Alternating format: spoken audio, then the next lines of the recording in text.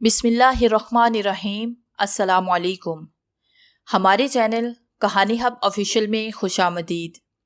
नाजरीन, मैं आज आपके लिए इंतहाई खौफनाक और दिलचस्प कहानी लेकर आई हूँ। लेकिन कहानी शुरू करने से पहले आपसे गुजारिश है कि अगर आपने हमारा चैनल सब्सक्राइब नहीं किया तो आप हमारे इस चैनल को सब्सक्राइब कर लीजिए और बेल आइकन को भी प्रेस कर लें ताकि हर नई आने वाली वीडियो बआसानी आप तक पहुँच सके। पेशी खिदमत है जादूगर नावल एपिसोड नंबर 5। रात की तारीकी बढ़ती जा रही थी और मैं तारीकी में आंखें फाड़ फाड़ कर ये देख रहा था कि अगर मैं इनके नरगे से निकलकर फरार होने की कोशिश करूं तो मुझे कौन सा रुख इख्तियार करना चाहिए। वो लोग मुझे मुसलसल दहशत ज़दा कर रहे थे और अब उन्होंने मेरे चारों तरफ चकराना शुरू कर दिया था। चारों ने ही अपने अपने चाकू निकाले, गरारे वाले खौफनाक चाकू जिन्हें मुख्तलिफ अंदाज में जुम्बश देकर वो लोग चारों तरफ से मुझ पर निगाहें जमाए हुए थे। दफतन मैंने जमीन लूट लगाई और उन लोगों को धोखा देकर उनमें से एक के ऊपर छलांग लगाई। वो मेरी इस कोशिश को समझ ना पाए। चुनाचे में उनके दरमियान से निकला। उसके बाद मैंने उन पे छलांग लगाने की बजाय अंधाधुंध एक तरफ दौड़ लगा दी। मैंने भरपूर कोशिश की थी लेकिन वो भी बेवकूफ न थे। उस शख्स ने शायद इन सब का चीफ मालूम होता था और जिसने सबसे पहले चाकू खोला था लंबी छलांग लगाई और मुझ तक पहुंच ही गया। मैं उसकी लपेट में आके नीचे गिरा और मेरे खलक से एक जोरदार चीख निकली और इस चीख ने उस शख्स के एसाब पर खातिरहा असर किया और उसकी गिरफ्त ढीली पड़ गई। मुझे और कुछ तो ना सूझा। मैंने हाथों की हथेलियां फैलाकर उसके कानों पे जोरदार जरब लगाई और वो एक कराह के साथ मुझ पर से उलट गया। फिर बाकी 3 अफराद बुर्क रफ्तारी से मेरी जानिब दौड़े और उन्होंने बेहक वक्त मेरी जानिब छलांगे लगाई। उस वक्त भी मैंने जहानत का सबूत दिया। मैं खौफजदा अंदाज में उनकी जिद से निकल गया। वो तीनों जमीन पर गिरे और गिरते हुए आखिरी आदमी का चाकू उनमें से एक की पसलियों में उतर गया। मैं तो सिर्फ अपना बचाव कर रहा था। जाहिर है मेरे पास ना तो उनसे जंग करने के लिए कोई हथियार था और ना ही कोई और जरिया। जो कुछ हो रहा था बस ये समझ लिया जाए कि इस्तरारी तौर पर ही हो रहा था। वो आपस में उलझ गई तो एक बार फिर मुझे भागने का मौका मिला और मैंने वहां से दौड़ लगा दी।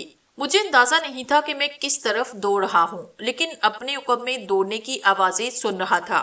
वो लोग मेरा पीछा कर रहे थे। दौड़ते दौड़ते दफतन मेरे कदमों तले से जमीन निकली। मुझे यूं लगा जैसे मैं खला में तैर रहा हूँ। सिर्फ एक लम्हा और दूसरे लम्हे ये खला जमीन से भर गया। मैं शायद पानी से भरे हुए किसी गड्ढे में गिर गया था। ठंडा और यख बस्ता पानी मेरे वजूद के रेशे रेशे में उतर गया और मेरा बदन सर्दी से कपकपाने लगा। कुछ लम्हों के लिए पानी मेरे सर से भी ऊंचा हुआ, लेकिन उसके फौरन बाद में सतह पे उभर आया। मुझे अंदाजा नहीं था कि ये गड्ढा कैसा है। बहरहाल कुछ लम्हों के लिए तो सांस ही बंद हो गया था। मैंने अपने बदन की तमाम कुव्वतें जमा की और इस पानी से निकलने की कोशिश की। मेरे हाथों ने इन पत्थरों को पकड़ा जो मेरी जान बचाने के लिए मौजूद थे और उन पर उंगलियां जमा सकता था। सर्दी की शिद्दत रगों पे में उतर रही थी, लेकिन जान बचाने का तस्वर इस शिद्दत पर हावी था। मैं पत्थरों को पकड़कर ऊपर चढ़ा। अभी तक अंदाजा नहीं हो सका कि पानी का ये घड़ा कैसा है। गर्ज ये कि मैं फिर वहां से आगे बढ़ने लगा। अब मेरे पैरों के नीचे पत्थर थे, गालिबन ईंटें थी। बदन से पानी की धारें बह रही थी। सामने तारीकी में ऐसे लग रहा था जैसे बहुत सी आवारा रूहें काली चादरें ओढ़कर सर झुकाए बैठी हूँ। दिल में खौफ का शदीद एहसास जाग रहा था, लेकिन जिंदगी इससे भी ज्यादा कीमती शय होती है। मैं तारीकी में आंखें फाड़ कर कोई ऐसी पनाहगाह तलाश करने लगा जहां मैं अपने उन दुश्मनों से महफूज रह सकूं। जब इंसान पर बुरा वक्त आता है तो उसकी हसियात ज्यादा जाग जाती हैं। मैंने उस दरवाजे को देखा जो मेहराब नुमा था। हालांकि उसकी दूसरी जानिब घूर अंधेरा था, लेकिन फिर भी उसका वजूद नजर आ रहा था। ये सोचे समझे बगैर के दरवाजे के दूसरी तरफ क्या है, मैं तेजी से आगे बढ़ने लगा और सोचे समझे बगैर दरवाजे से अंदर दाखिल हो गया। दरवाजे की दूसरी जानिब ढलान थे। मेरे कदम तेजी से आगे बढ़ने लगे। ये ढलान खुद ब खुद मेरी रफ्तार तेज कर रहे थे और फिर खासी दूर जाने के बाद जमीन का एहसास हुआ कि वो ढलान नहीं, अलबत्ता बाईं तरफ एक मध्यम सी पीली रोशनी उभर रही थी। मुझे यकीन न आया कि यहाँ इस वीरान जगह में कोई रोशनी भी हो सकती है। पहली बात तो ये कि ये जगह ही मेरी समझ में नहीं आ रही थी कि ये क्या है, लेकिन अब उस वक्त रोशनी भी हो सकती है। مجھے سمجھنے کی ضرورت نہیں تھی، یہ پیلی روشنی غالباً زندگی بھی بن سکتی تھی، چنانچہ میرا رخ اس کی جانب ہوا۔ روشنی ایک اور دوسرے دروازے کی جانب سے ابھر رہی تھی۔ کچھ سوچی سمجھی بغیر میں اس دروازے سے اندر آیا، تب میں نے کشادہ اور وسیع چھت والا غار دیکھا جس کی دیوار میں ایک مشل روشن نظر آ رہی تھی، گویا یہاں انسانی وجود بھی ممکن ہے، لیکن کون؟ میں نے سہمی ہوئی نگاہوں سے اطراف کا ماحول دیکھا۔ ہر طرف ایک سنسان سی کیفیت آ رہی تھی، ہال میں کچھ بھی نہیں تھا۔ میں سمجھ نہیں پایا کہ یہ کیسی جگہ ہے۔ بہرطور میں اس بڑے سے ہال میں چھپنے کی جگہ تلاش کرنے لگا۔ دفتن ہی مجھے خیال آیا کہ غار کی مشل بجھا دی جائے، کیونکہ یہ روشنی جس طرح میری رہنمائی کرنے کا باعث بنی تھی، اسی طرح میری تعاقب میں آنے والوں کو بھی اس طرف متوجہ کر سکتی تھی۔ چنانچہ میں نے سب سے پہلا کام یہی کیا۔ غار کے اس حصے میں پہنچ کر میں نے اس مشل کو بجھایا۔ مشل بجھی تو غار میں گپ اندھیرا ہوا، اتنا کہ ہاتھ کو ہاتھ سجائی نہ دے۔ اب میں اپنے لیے کوئی جگہ تلاش کرنے لگا جہاں میں بیٹھ کر سانس لے سکوں۔ اندھیرے میں ٹٹول ٹٹول کر کافی آگے بڑھ آیا، دفتن ہی میرا پاؤں کسی چیز سے ٹکرایا اور میں گرتے گرتے بچا۔ میں نے دونوں ہاتھوں سے سہارا تلاش کیا اور مجھے ایسے لگا جیسے وہاں کوئی صندوق سا موجود ہو۔ اب ذرا سا افسوس ہونے لگا کہ کاش میں اس مشل کو نہ بجھاتا، دیکھتا تو صحیح کہ یہ صندوق کیسا ہے۔ لیکن اب کیا ہو سکتا تھا؟ میں اس صندوق سے ٹک کر بیٹھا اور سوچنے لگا کہ اب زندگی کون سا رخ اختیار کر رہی تھی، کیا ہونا ہے، اب آگے کیا ہونا ہے۔ سوچو کہ اسی گرداب میں چکراتے ہوئے آنکھوں میں نیم غنودگی کی سی کیفیت اتر آئی اور شاید نیند آ گئی۔ نیند جو کہ ایک فطری تقاضا ہے اور ہر حالت میں اور ہر کیفیت میں آ جاتی ہے۔ نہ جانے یہ کون سی جگہ تھی، نہ جانے میں کہاں آ چکا تھا، لیکن نیند نے ہر احساس کو دل سے دور کیا۔ پھر نہ جانے کب میری آنکھ کھلی، دماغ چکرا رہا تھا، تھوڑی سی گھٹن بھی تھی، چنانچہ اپنے ذہن کو قابو میں کرنے کی کوشش کرنے لگا۔ پھر اچانک ہی مجھے کچھ انسانی آوازیں سنائی دی اور میں ایک دم سے چونک پڑا۔ میرے دل کو شدید خوف کا احساس ہوا۔ غالباً وہ لوگ تلاش کرتے ہوئے یہاں تک آ ہی پہنچے۔ اچانک ہی میں نے کہیں پوشیدہ ہونے کے بارے میں سوچا، لیکن کچھ پتا ہی نہ تھا کہ یہ سب کچھ کیا ہے۔ پھر مجھے وہ صندوق یاد آیا جو کہ کافی بڑا تھا اور جس سے کمر لگائے میں بیٹھا تھا۔ بالکل بے اختیاری کیفیت میں نے صندوق کا ڈھکنا کھولنے کی کوشش کی اور ڈھکنا کھل گیا۔ ایک لمحے کے اندر اندر میں صندوق کے اندر داخل ہوا اور میں نے آنکھیں بند کر کے دم روک لیا۔ کاش ان لوگوں سے بچت ہو جائے۔ پھر خاموشی ہو گئی، آوازیں جیسی صندوق کے آس پاس آ کر رک گئی ہوں۔ مجھے ان کے مدھم مدھم سانس لینے کا احساس ہو رہا تھا اور میں سوچ رہا تھا کہ دیکھو اب کیا ہوتا ہے، کہیں وہ لوگ تجسس کا شکار ہو کر صندوق کھولنے کی کوشش نہ کریں۔ اس کے بعد تو بچت کی کوئی امید ہی باقی نہیں رہ جاتی، کیونکہ وہ لوگ مجھے کبھی نہ چھوڑیں گے۔ تھوڑا سا وقت گزرا، پھر اچانک ہی صندوق ہلنے لگا۔ مجھے یوں لگا جیسے وہ لوگ صندوق کو اٹھا رہے ہیں۔ داغ سن رہا تھا، کوئی فیصلہ کرنا مشکل ہوتا جا رہا تھا۔ کرتا بھی تو کیا، جو کچھ بھی سامنے تھا اب بالکل ہی سامنے آ گیا تھا۔ میں ایک مفرور مجرم تھا، کس سے کہتا پھروں گا کہ اس میں میرا کوئی دخل نہیں۔ اب صاف پتہ چل رہا تھا کہ وہ لوگ صندوق اٹھا کر لے جا رہے ہیں اور جانے کہاں لے جا رہے ہیں۔ شاید مجھے باہر لے جا کر ماریں گے۔ پھر یوں ہوا جیسے صندوق کو کسی گاڑی میں رکھا گیا ہو، کھٹ پٹ کی آوازیں ایسی تھی۔ اس کے بعد گاڑی سٹارٹ ہو کر چل پڑی۔ کوئی 30-32 منٹ کا سفر تھا، اس کے بعد صندوق کو گاڑی سے اتارا گیا۔ میری سمجھ میں نہیں آ رہا تھا کہ یہ کیا ہو رہا ہے۔ صندوق کے کسی رہنے سے روشنی اندر آ رہی تھی اور اسی سے ہوا بھی محسوس ہو رہی تھی۔ آخرکار صندوق کو کسی اور چیز میں منتقل کیا گیا، جس کے بارے میں مجھے تھوڑی ہی دیر میں اندازہ ہوا کہ یہ کوئی پانی کا شور ہے۔ نہ جانے کیا ہو رہا ہے۔ موٹر بوٹ کے انجن کے سٹارٹ ہونے کی آواز سن کر یہ بھی پتا چلا کہ مجھے صندوق سمیت موٹر بوٹ میں رکھا گیا ہے اور اب موٹر بوٹ اس طرح آگے بڑھ رہی تھی جیسے وہ پانی کے درمیان سفر کر رہی ہو۔ صندوق کو پانی کے راستے کہیں اور لے جایا جا رہا ہے۔ اس کا مقصد ہے کہ انہیں میرے بارے میں کچھ علم نہیں، بس اس صندوق کو لے جانا چاہتے تھے۔ بہرحال حالات کی کشیدہ کاریاں دیکھتا رہا، پھر اندازہ ہوا کہ اس موٹر بوٹ سے میرے اس نئے گھر کو کسی سمندری جہاز میں منتقل کیا جا رہا ہے، اور اس کے بعد وہاں بھی جنبشیں ہوئی اور آخرکار ماحول پر خاموشی طاری ہو گئی۔ میں نہیں جانتا تھا کہ میرا یہ نیا سفر کہاں سے شروع ہوا اور کہاں پر ختم ہوا۔ مجھے یہاں لانے والے دیر تک باتیں کرتے رہے اور پھر گہرا سکوت اور سناٹا چھا گیا۔ ہاں، کبھی کبھی قدموں کی چاپ سنائی دے جاتی تھی۔ بہت دیر تک انتظار کیا اور جب اس سکوت میں کوئی رہنا اندازی نہ ہوئی تو میں نے صندوق کے ڈھکنے کو ایک بار پھر اپنی جگہ سے کھسکانے کی کوشش کی جس میں کوئی دقت نہ ہوئی۔ غالباً انہوں نے صندوق کی کنڈی بند کرنے کی کوشش نہ کی تھی یا پھر کنڈی تھی ہی نہیں۔ ڈھکنا اٹھا کر میں نے اطراف کے ماحول کا جائزہ لیا۔ کافی وسیع و عریض جگہ تھی جو لکڑی کی بنی ہوئی تھی۔ یہاں اور بھی کئی ساری چیزیں رکھی تھی۔ ایک سمت ایک چوڑا سا خلا نظر آیا جس میں اوپر جانے کے لیے سیڑھیاں بنی تھی۔ یہ سیڑھیاں بھی لکڑی کی تھی۔ اوپر سے ابھرنے والے قدموں کی آوازیں اس بات کا اظہار کر رہی تھی کہ اوپر اچھے خاصے لوگ موجود ہیں۔ ہلکے ہلکے سے جہاز کی وسل بنائی دی تو میرا یہ شبہ تصدیق کا پہنچا کہ میں کسی بحری جہاز میں ہوں۔ او مائی گاڈ، گویا ایک سمندری سفر۔ میرے بدن میں سنسنی سی دوڑ رہی تھی۔ اب سمجھ میں نہیں آ رہا تھا کہ میں کیا کروں۔ اب مجھے بھوک لگ رہی تھی اور ہونٹ پیاس سے خشک ہو رہے تھے۔ آکسیجن تو خیر یہاں تھی، اس کی کوئی دقت نہیں تھی، لیکن یہ بات سمجھ میں نہیں آ رہی تھی کہ وہ لوگ مجھے مخاطب کیوں نہیں کر رہے۔ پھر اچانک ہی صندوق کا خیال آیا اور دیکھنا چاہا کہ یہ صندوق کیسا ہے، اور میں صندوق کی جانب متوجہ ہوا۔ صندوق کافی بڑا تھا اور اس میں 3 تہیں تھی۔ پہلی تہ مخمل کی بنی ہوئی تھی، لیکن اسے ڈھکن کی تہ اٹھایا جا سکتا تھا، اور جب میں نے ڈھکن اٹھایا تو مجھے بڑے زور کا چکر آیا۔ نیچے جواہرات بھرے تھے، سونے کے سکے، زیورات اور نہ جانے کیا کیا۔ میرے خدا، یہ صندوق کسی خزانے کا صندوق ہے اور وہاں کھنڈرات میں چھپا دیا گیا تھا، اور اب یہ لوگ صندوق کو لے کر چل پڑے ہیں۔ میرے خدا، اب کیا ہوگا؟ واقعی یہ لوگ وہ نہیں ہیں جو میرا تعاقب کر رہے تھے، لیکن اگر انہیں یہ اندازہ ہوا کہ میں اس خزانے کا شناسہ ہوں تو پتہ نہیں یہ میرے ساتھ کیسا سلوک کریں گے۔ کافی دیر تک منہ پھاڑے اس خزانے کو دیکھتا رہا، پھر اسے اسی طرح ڈھک کر صندوق کا ڈھکن بند کیا اور اس خلا کی جانب چل پڑا جہاں سیڑھیاں نظر آ رہی تھی۔ پھر میں اس دروازے تک پہنچا جو لکڑی کے تہتوں کو جوڑ کر بنایا گیا تھا اور کافی مضبوط نظر آ رہا تھا۔ دروازے کو کھول کر یہ اندازہ لگانے کی کوشش کی کہ باہر تالا لگا ہوا ہے یا نہیں، لیکن تالا نہیں لگا تھا۔ میں نے جھڑی کو تھوڑا سا کھولا اور گردن نکال کر باہر جھانکا۔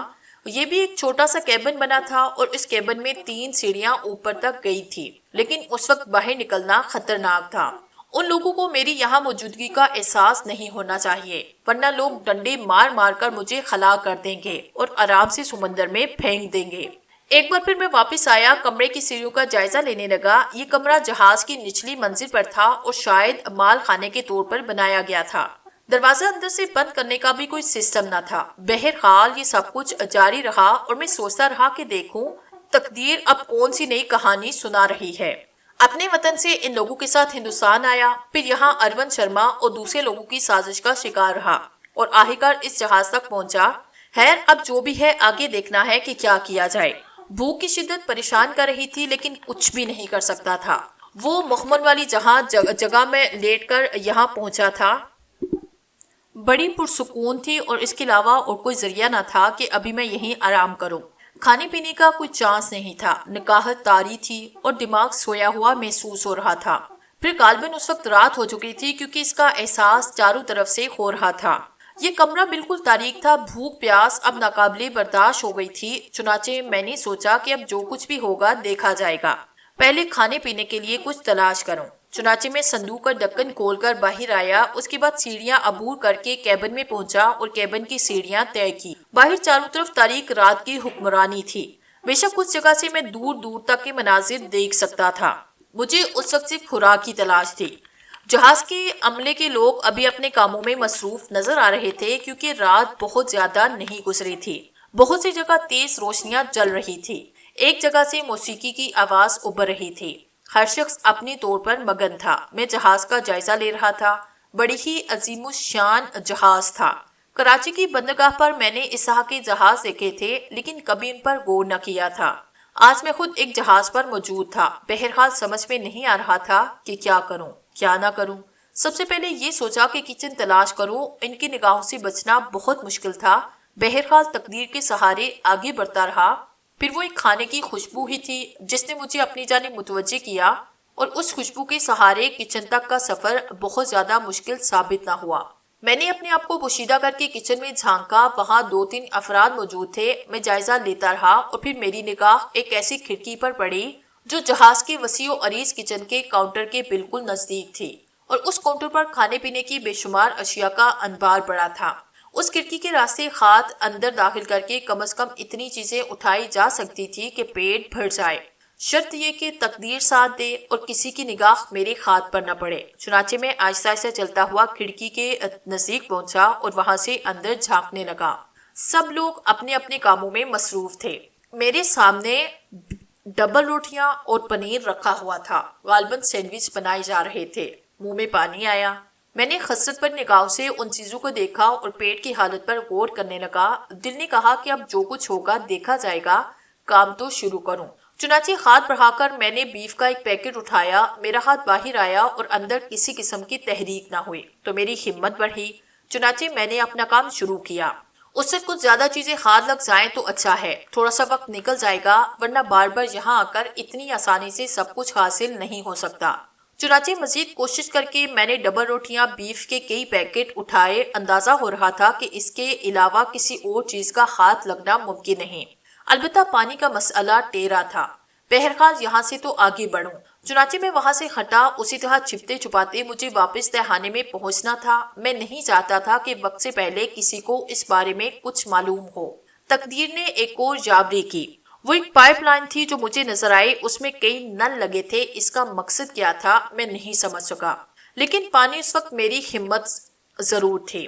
میں نے نل کھول کر ٹھنڈا پانی پیا۔ پائپ لائن کی اس جگہ موجودگی کا بالکل پتہ نہ چل سکا، لیکن بہرطور قدرت نے میری مدد کی تھی۔ پانی پینے کے بعد میں واپس چل پڑا اور چند لمحوں کے بعد تہخانے میں آیا۔ اپنے ساتھ لائی ہوئی چیزوں کو سنبھالے رکھنا بڑا مشکل کام تھا۔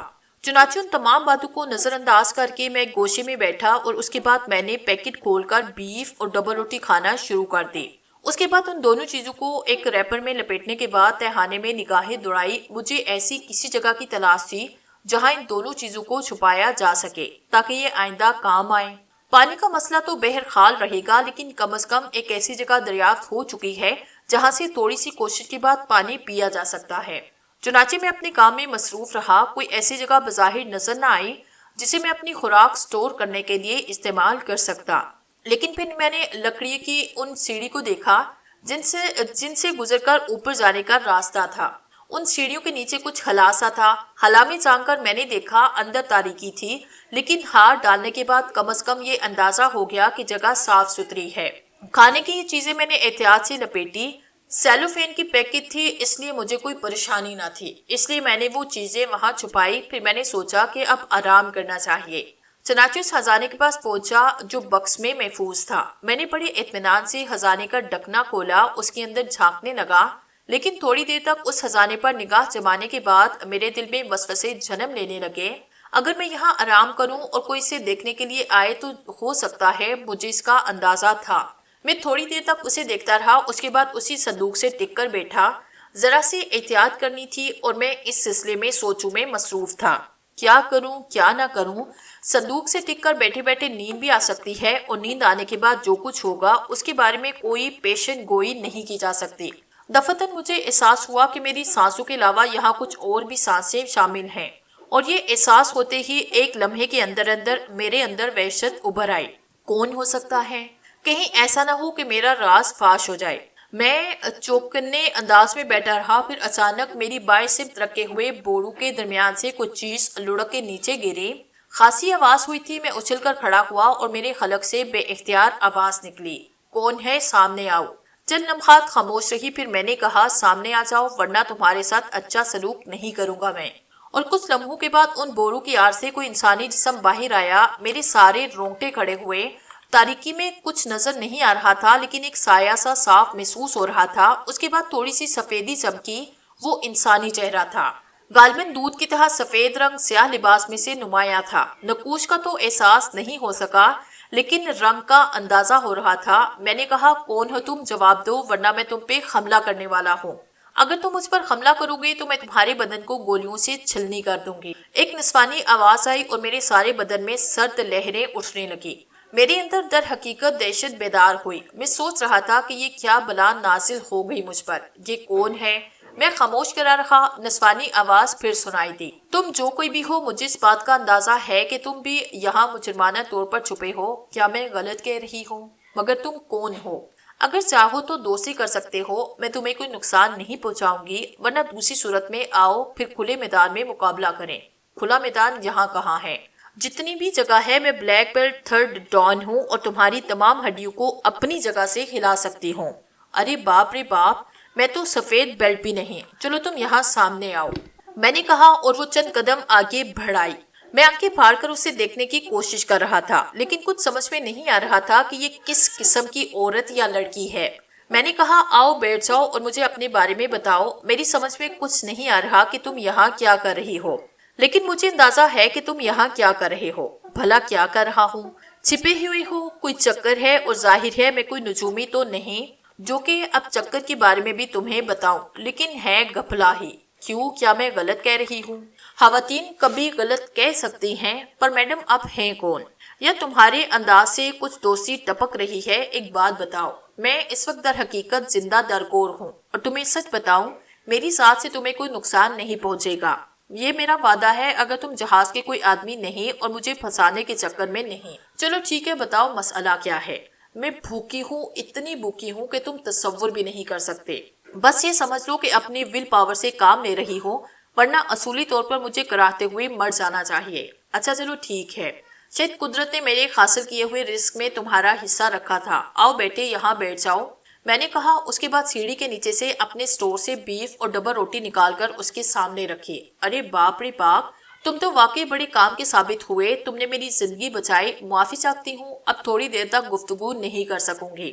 اس نے ڈبل روٹی کے چھوٹے چھوٹے ٹکڑے کیے اور بیف کے ساتھ کھانے لگی۔ میں خاموشی سے اس کا جائزہ لے رہا تھا۔ اتنے قریب سے دیکھنے سے اس کے نقوش کا کچھ اندازہ تھا۔ اچھی خاصی قابل قبول صورت اور نوجوان لڑکی تھی، لیکن اس کی قومیت کا مجھے کوئی اندازہ نہ ہو سکا۔ بہرحال اس نے چند سلائس اور بیف اٹھائے، اس کے بعد باقی چیزوں کو انتہائی احتیاط سے ریپ کر کے میری طرف بڑھاتی ہوئی بولی، اس جگہ کے علاوہ اور کوئی جگہ نہیں جسے ہم محفوظ سمجھ سکیں، چنانچہ یہ قیمتی اشیاء ہیں، چھپا دو۔ ٹھیک ہے، میں نے اس کی ہدایت پہ عمل کیا اور اس کے نزدیک آ بیٹھا۔ لکڑی کے اس صندوق کے بارے میں جانتی ہو؟ میں نے صندوق کی جانب اشارہ کر کے کہا۔ یہ کیوں پوچھ رہے ہو؟ بس یہ بارود کا ڈھیر ہے۔ نہیں بارود؟ اچانک ہی اس نے جملہ ادھورا چھوڑا اور پھر سرگوشی کے انداز میں بولی، شاید کوئی آ رہا ہے۔ میں نے بھی آوازیں سن لی تھی اور بدخواش ہو گیا تھا، اور کچھ تو نہیں کر سکے۔ ہم اسی صندوق کی آڑ میں چھپ کر بیٹھ گئے۔ اپنے آپ کو چھپانے کے لیے ہمیں صندوق کی آڑ میں لیٹنا پڑا، کیونکہ بیٹھے ہونے کی شکل سے ہمیں دیکھا جا سکتا تھا۔ اگر کوئی صندوق کے پیچھے نہ آئے تو ممکن ہے ہماری جان بچ جائے۔ وہ پوری طرح مجھ سے چمٹ کر لیٹی اور میں اپنے بدن میں عجیب سی سنسنی محسوس کر رہا تھا۔ ہم دونوں نے سانس روکے، اس طرح ایک دوسرے میں گھسے ہوئے تھے ہم کی گنجش کی گنجائش نہ ہو۔ سانسوں کی دمک کن پٹیوں میں محسوس ہو رہی تھی، بس ایسے لگ رہا تھا کہ ابھی آنے والے قدم ہمیں تلاش کریں گے اور ہماری گردنیں پکڑ کر ہمیں کھڑا کر دیا جائے گا۔ لیکن آنے والوں نے کوئی تعارض نہ کیا۔ کھٹ کھٹ کی آوازیں بلند ہوتی رہی اور پھر یوں لگا جیسے کوئی صندوق کھول کر دیکھ رہا ہو۔ شاید وہ لوگ ٹارچ کی روشنی میں صندوق کے اندر کا جائزہ لے رہے تھے۔ اس وقت ہمارے پھیپھڑے پھٹے جا رہے تھے۔ سانس روکنا اور وہ بھی گھٹن کی اس جگہ بڑا ہی خطرناک محسوس ہو رہا تھا۔ دونوں کی سانسوں کی گرمی ایک دوسرے سے ٹکرا رہی تھی، لیکن مجبوری تھی۔ جان بچانے کے لیے ادھر آ تو گئے تھے، لیکن پسلیاں چٹہ رہی تھی۔ تھوڑی دیر کے بعد صندوق کا ڈھکن بند ہوا اور وہ لوگ جیسے واپس آتے ہوئے محسوس ہوئے، اور کچھ دیر کے بعد خاموشی چھا گئی۔ جب یہ احساس ہوا کہ اب تہ خانے میں ہمارے علاوہ کوئی موجود نہیں تو ہم اٹھ کر بیٹھے۔ بہرحال زندگی بچ گئی تھی۔ میں اور وہ دونوں گہری گہری سانس لے رہے تھے، تبھی اس کی آواز ابھری، خدا غارت کرے پتہ نہیں کیوں عام مرے تھے یہ لوگ۔ پھر اس نے چونک کر مجھے دیکھا اور بولی، مگر تم نے اپنے بارے میں ابھی تک کچھ نہیں بتایا۔ ارے چھوڑو، اب یہاں تعارف کی کیا ضرورت، خواہ مخواہ کی باتیں ہوگی۔ پھر میں تمہیں کس نام سے مخاطب کروں؟ جہنم کا دروغہ۔ اچھا، اور میں جہنم کی سب سے حسین دوشیزہ ہوں، اس نے شوخ لہجے میں کہا۔ پھر بولی، تم مجھے جہنما کہہ سکتے ہو۔ ٹھیک ہے، بالکل ٹھیک ہے۔ اب یہ بتاؤ کہ کیا کروں؟ کیا تم یہی پوچھنے کے لیے یہاں آ کر چھپی تھی؟ نہیں، یہ پوچھنے کے لیے تو نہیں چھپی تھی۔ کیا تم ایک کام کر سکتے ہو؟ بولو۔ ہمیں اس تہخانے کے علاوہ کوئی اور اچھی جگہ تلاش کرنی چاہیے جہاں ہم اپنے چھپنے کا بندوبست کر سکیں۔ بہت بڑا جہاز ہے، میرا خیال ہے ایسی جگہ ملنے میں کوئی دقت نہ ہوگی۔ میری سمجھ میں نہیں آ رہا کہ ہمیں ایسی جگہ کہاں مل سکتی ہے، مس جہنما، میں نے کہا، اور وہ ہنس پڑی۔ پھر بولی، میرا خیال ہے جلدی کرو ورنہ گڑبڑ ہو جائے گی۔ تھوڑی سی ہچکچاہٹ کے بعد میں اس کام پہ آمادہ ہوا اور ہم دونوں اس چھوٹے سے تہانے کا جائزہ لینے لگے۔ اب انسان اگر کسی طرح کی کوشش کرے تو ایسا بھی نہیں کہ کام نہ ہو سکے۔ سیڑھیوں کے نیچے کا وہ حصہ جہاں میں نے اپنی خوراک محفوظ کی تھی محدود نہ تھی، بلکہ اس کے پیچھے ایک اور ایسی جگہ بنی تھی جس میں دو آدمی آرام سے لیٹ اور بیٹھ سکیں۔ لکڑی کی بنی ہوئی جگہ تھی۔ ہم آرام سے وہاں پہنچے اور لڑکی نے پرمسرت لہجے میں کہا، یہ تو بڑی اچھی جگہ ہے، ہمیں یہاں سے دور بھی نہیں جانا ہوگا، اور مجھے یوں لگتا ہے جیسے اس خالی جگہ کو کسی کام کے لیے استعمال بھی نہیں کیا جاتا رہا ہو۔ ہاں یہ تو ہے، میں نے جواب دیا، اور ہم نے یہ چند فٹ کا چھوٹا سا کمرہ اپنی آرام گاہ بنایا۔ لڑکی اس آرام گاہ میں سیدھی سیدھی لیٹی اور میں اس تہانے کی سیڑھی پر جا بیٹھا۔ ذہن میں بہت سارے خیالات آ رہے تھے۔ زندگی درگور ہونا اسے کہتے ہیں، اسی کو، لیکن بس ذرا گوڑ کی شکل مختلف ہوتی ہے۔ میں نے بھی مذاق اڑایا، اور اگر کوئی یہاں آئے تو میرا خیال ہے ہمیں صحیح معنوں میں زندہ درگور ہونا پڑے گا۔ میں نے کہا، تمہیں ایک بات بتاؤں؟ ہاں ہاں ضرور۔ اس صندوق میں جو کچھ موجود ہے اس کی مالیت کا اندازہ ہے؟ میں ایک غریب آدمی ہوں، میں بھلا اس بارے میں کیا بتا سکتا ہوں؟ اس کی مالیت اربوں ڈالر ہے۔ اربوں ڈالر؟ سمجھ رہے ہو نا تم؟ ہو سکتا ہے میں نے اس کا صحیح طریقے سے جائزہ نہ لیا۔ دیکھو، ایک بات تو میں جانتی ہوں کہ تم بھی بلا وجہ یہاں نہیں آئے ہوگے، بلکہ میرا اندازہ تو یہی ہے کہ تم بھی اس صندوق کے چکر میں یہاں آئے ہوگے۔ ویسے اس صندوق کا اصل مالک کون ہے؟ اس کے بارے میں تمہیں کچھ پتا ہے؟ بابا، مجھے کچھ نہیں پتا، میں تو اس صندوق میں چھپا ہوا تھا اور یہ لوگ کمبخت مجھے یہاں اٹھا لائے۔ نہ مجھے یہ پتا تھا کہ اس کی تہ میں جواہرات ہیں، اور نہ مجھے یہ پتا تھا کہ یہ صندوق ہے کیا بلا۔ وہ تو اب یہاں آنے کے بعد میں نے دیکھا۔ واقعی؟ وہ چہکتے ہوئے بولی۔ جی، اور کیا فرما سکتا ہوں اس سلسلے میں نے جلے کٹے لہجے میں کہا، اور وہ ہنس پڑی۔ آدمی بڑے مزیدار معلوم ہوتے ہو، بات بات میں جلی کٹی باتیں کرنے لگتے ہو۔ اچھا، تم اس بات سے انکار کرتے ہو کہ تمہیں صندوق کے بارے میں کچھ معلوم نہ تھا؟ کتنی بار انکار کروں؟ آخری بار کر دو۔ ہاں، مجھے نہیں تھا معلوم۔ تو کیا تمہیں اس صندوق کے مالک کے بارے میں کچھ نہیں پتا؟ کمال کرتی ہو، صندوق کے بارے میں پتا نہیں، مالک کے بارے میں کیا بتا سکتا ہوں؟ تو پھر میں بتاؤں؟ جی ارشاد فرمائیے۔ میں نے کہا، اس کے مالک کا نام ہے doctor Jain. Good, very good. اور میرا نام ہے گھینس، سائرہ گھینس۔ اب دیکھو نا، تعارف تو کرنا ہی ہے ایک دوسرے سے۔ حالات نے ہمیں ایک ہی کشتی کا مسافر بنایا، تو پھر ہم ایک دوسرے سے واقفیت کیوں نہ حاصل کریں؟ یہ کشتی نہیں، جہاز ہے میڈم۔ ہاں ہاں، جہاز تو پھر میں نے تو تمہیں اپنا نام بتایا، تم نے کچھ نہیں بتایا اپنے بارے میں۔ اصل نام بتاؤں یا وہ نام جو بہت سے اب تک مل چکے ہیں؟ اصل ہی بتاؤ تو زیادہ اچھا ہے، ویسے تمہاری مرضی۔ تو پھر میرا نام احتشام ہے اور مجھے شامی کہتے ہیں۔ میں تو تمہیں اپنا نام بتا چکی ہوں کہ گیس ہے، سائرہ گھینس۔ ویسے تمہارا تعلق کہاں سے ہے؟ زمین و آسمان کے درمیان سے، میں نے کہا۔ لگتے تو ایشیائی ہی ہو۔ ایشیا بھی زمین آسمان کے درمیان ہی ہے۔ درمیان نہیں بلکہ زمین پر۔ ٹھیک ہے، ویسے انڈیا میں کیا کر رہے تھے؟ جک مار رہا تھا۔ اچھا مشغلہ ہے، ویسے میں انڈین نہیں، بس یوں سمجھ لو کہ یہاں آپ پھنسی ہوں۔ ایک اچھے ہاسے کھاتے پیتے خاندان سے میرا تعلق ہے۔ یوں سمجھو کہ میرے خاندان کے لوگ میری زندگی کے گاہک بن گئے۔ اگر میں کچھ اور وقت ان کے درمیان گزارتی تو ماری جاتی۔ چنانچہ میں نے پہلے انڈیا اور پھر یہاں سے فرار ہو کر ایران جانے کا فیصلہ کیا، اور اب ہم لوگ ایران ہی جا رہے ہیں۔ کیا تمہیں اس بات کا علم ہے؟ نہیں، یہ جہاز؟ میں نے بے اختیار سوال کیا۔ ہاں، یہ ایک لمبی کہانی ہے، مختصر یوں سمجھو کہ میں بالکل اتفاقیہ طور پر ڈاکٹر جین کے پروگرام سے آگاہ ہو گئی، اور عام لوگوں کی طرح خزانوں اور دفینیوں کا شوق، یہ عظیم الشان خزانہ اس نے ہندوستان کے ایک انتہائی قدیم مندر سے چرایا ہے۔ اس میں زرد و جواہر کے ساتھ اعلیٰ قسم کے تاریخی ورثے بھی محفوظ ہیں۔ ڈاکٹر جین اس خزانے کو نہ جانے کتنی قربانیاں دے کر حاصل کرنے میں کامیاب ہوا، اور اب وہ اسے یہاں سے چرا کر لے جا رہا ہے۔ میں کون ہوں، کیا ہوں، یہ ابھی نہیں بتا سکتی۔ بس یوں سمجھو کہ میں ڈاکٹر جین کے منصوبے سے واقف ہوں اور اس کا پیچھا کر رہی ہوں۔ میرے علم میں اس کا یہ پروگرام آیا، یہ جہاز یہاں سے ایران جائے گا۔ میں نے سوچا کہ ایران تک کا سفر کس طرح طے کیا جائے۔ جہاز کے کپتان سے ڈاکٹر جین کے کافی تعلقات تھے، اور اس کی مدد سے وہ اس عظیم الشان خزانے کو پوشیدہ طور پر یہاں سے جا رہا تھا۔ جب یہ پروگرام میرے علم میں آیا تو میں نے دل میں سوچا کہ میں خود بھی کسی طرح اس جہاز میں سفر کروں، اور آخرکار میں اس کا تعاقب کرتے ہوئے یہاں تک پہنچ گئی۔ مگر تم حیرت انگیز انسان ہو، تمہارا کیا قصہ ہے اور اس خزانے سے تمہارا کیا تعلق ہے، یہ میں نہیں جانتی۔ جو کچھ میں تمہیں بتاؤں گا تم خود بھی اس پر یقین نہیں کرو گے۔ بس یوں سمجھ لو تقدیر کا ستایا ہوا ہوں اور میرے دشمن بھی میری طاق میں لگے ہوئے ہیں۔ نہ جانے کس طرح یہاں تک پہنچا ہوں، میرا نہ تو اس خزانے سے کوئی تعلق ہے اور نہ میں ڈاکٹر جین کو جانتا ہوں۔ بس یوں سمجھو کہ تقدیر نے مجھے اس صندوق تک پہنچایا جس کے بارے میں مجھے علم نہ تھا۔